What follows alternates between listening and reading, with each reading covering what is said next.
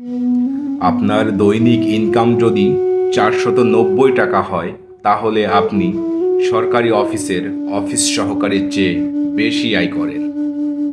আপনার ইনকাম যদি 600 টাকা হয়, তাহলে আপনি একজন সৈনিকের চেয়ে বেশি আয় করেন।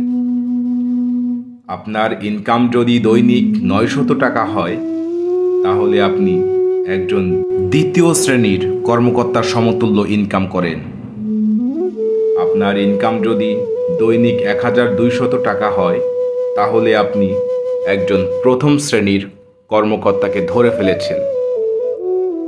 সরকারি চাকরিজীবীদের অধিকাংশের দৈনিক মজুরি 480 টাকা থেকে 900 টাকার মধ্যে, যা একজন চায়ের দোকানদার, ঝালমুড়িওয়ালা, চটপটি বিক্রেতার কিংবা রিক্সাওয়ালার চেয়েও কম।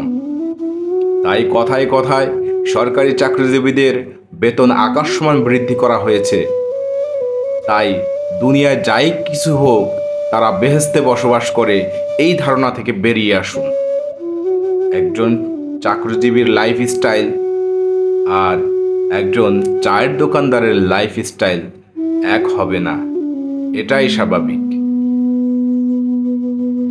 কিন্তু ব্যবসায়ীদের মূল্যস্ফীতির সাথে সমন্বয় করার সুযোগ থাকলেও চাকরিজীবীদের বেতন শেষ বৃদ্ধি পেয়েছে 2015 সালে।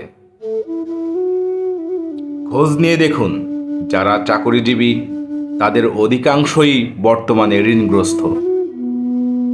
অবশ্য যাদের হারাম ইনকাম আছে তাদের বিষয় ভিন্ন।